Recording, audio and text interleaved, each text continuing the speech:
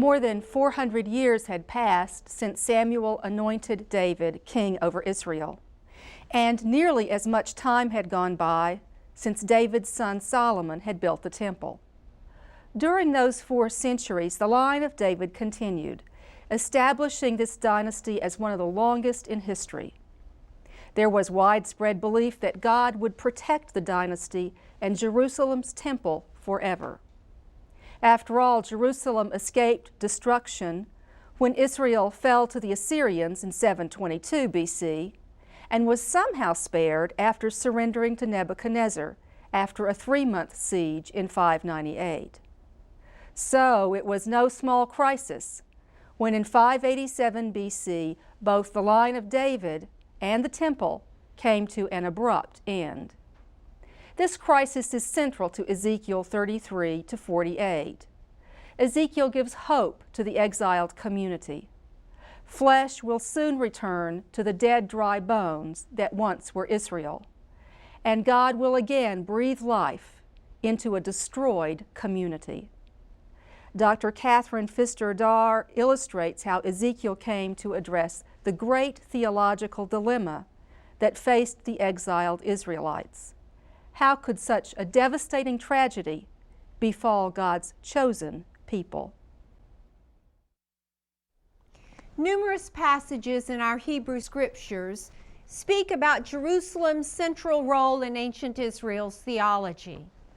2 Samuel 7, for example, recounts how God told King David of God's plans to establish an eternal Davidic dynasty in Jerusalem, the future site of God's temple.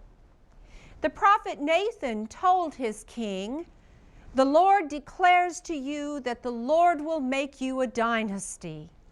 When your days are fulfilled and you lie down with your ancestors, I will raise up your offspring after you, who shall come forth from your body, and I will establish his kingdom. He shall build a temple for my name, and I will establish the throne of his kingdom forever." The temple Solomon built was undoubtedly important from the day it was completed.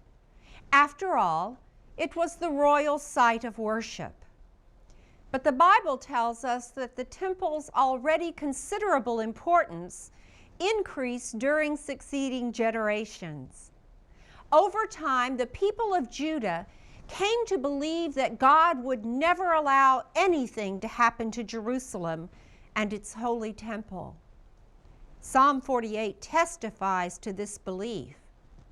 "Great is the Lord, and greatly to be praised in the city of our God, the Lord's holy mountain. Beautiful in elevation is the joy of all the earth. Mount Zion, in the far north, the city of the great King. Within its citadels, God has proven to be a sure defense." How the people of Judah must have clung to words such as these as the Babylonian army besieged their capital.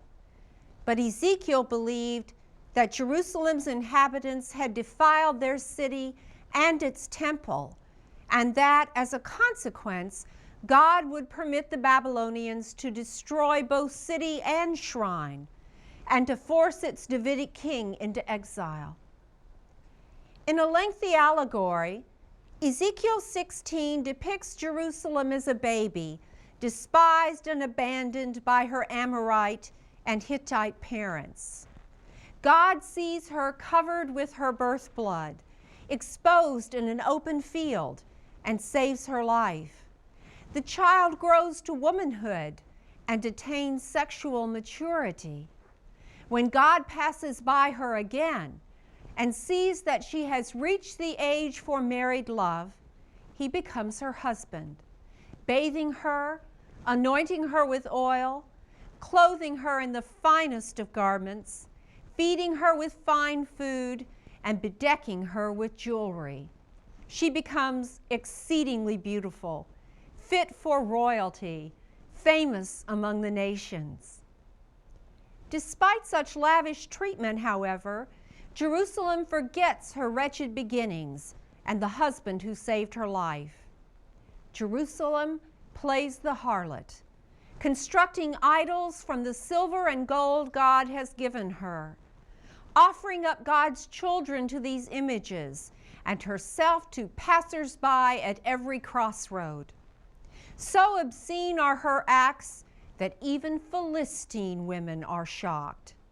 Moreover, her harlotries include not only idolatry, but also the forging of alliances with other nations, Assyria, Babylon, Egypt. In short, she has acted in ways Ezekiel presents as fully justifying the judgment with which God, her husband, now threatens her. I will gather all your lovers with whom you took pleasure, all those you loved and all those you hated. I will gather them against you from all around and will uncover your nakedness to them so that they may see all your nakedness. I will judge you as women who commit adultery and shed blood are judged, and bring blood upon you in wrath and jealousy. I will deliver you into their hands, and they shall throw down your platform and break down your lofty places. They shall strip you of your clothes and take your beautiful objects and leave you naked and bare. Remarkably, Ezekiel 16 does not end with this description of Jerusalem's punishment. Instead, it looks beyond her destruction to the future, when she will be restored.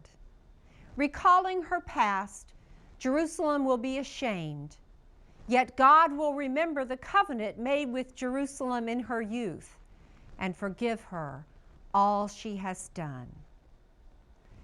Ezekiel's imagery, troubling though it may be, reflects his absolute conviction that his fellow exiles must accept and acknowledge the consequences of their sins for God's temple in Jerusalem, described in 24:21 as the pride of your power, the delight of your eyes, and your heart's desire. Only then will the prophet begin to speak of a future for the city and its temple. When God's judgment has come to pass, Ezekiel 34:23 through 24 proclaims, I will set up over Israel one shepherd, my servant David, and he shall feed them. He shall feed them and be their shepherd, and I, the Lord, will be their God, and my servant David shall be prince among them. God's glory will return to the city, filling its new temple and tabernacling in the midst of Israel forever. And the name of Jerusalem shall be changed to Yahweh Shammah, the Lord is there.